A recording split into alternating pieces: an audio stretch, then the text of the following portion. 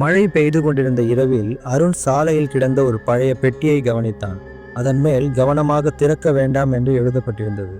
அவன் அதை திறந்தபோது அதில் ஒரு பெரிய பித்தளை கடிகாரம் இருந்தது. கடிகாரம் பழமையானது, ஆனால் அதன் ஊசிகள் இன்னும் இயங்கிக் கொண்டிருந்தன. முதல் நாள் இரவில் அந்த கடிகாரம் திடீரென அடித்தது.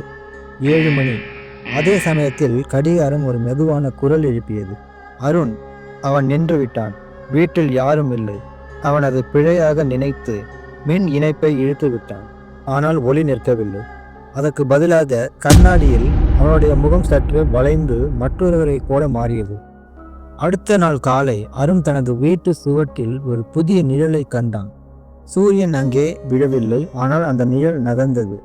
இரவு 7 மணிக்கு முன் அவன் அந்த கடிகாரத்தை தோண்டி புதைக்க முயன்றான். ஆனால் மண் தோண்டியவுடன் அந்த மண் குளிர்ந்த இரத்தம் போல சிவந்தது. கடிகாரம் தானாக அடித்தது. மணி 7 என்றது.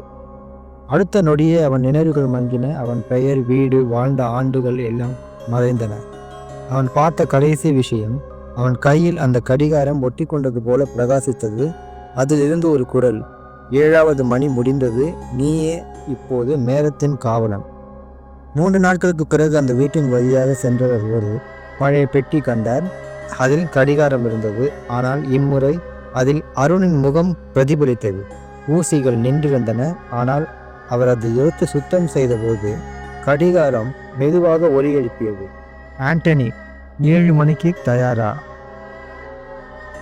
இது மாதிரி சுவாரஸ்யமான கதைகளை நீங்கள் தொடர்ந்து கேட்க விரும்பினால் நமது ஸ்டோரி ஆன் சேனலை சப்ஸ்கிரைப் செய்து பக்கத்தில் உள்ள பெல் ஐக்கானை கிளிக் செய்யுங்கள்.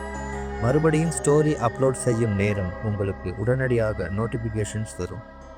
இது மாதிரி அமானுஷ்யமான சம்பவங்கள் உங்கள் வாழ்க்கையில் ஏதேனும் நடந்திருந்தால் அதை கமெண்ட்ஸில் சொல்லவும். நன்றி.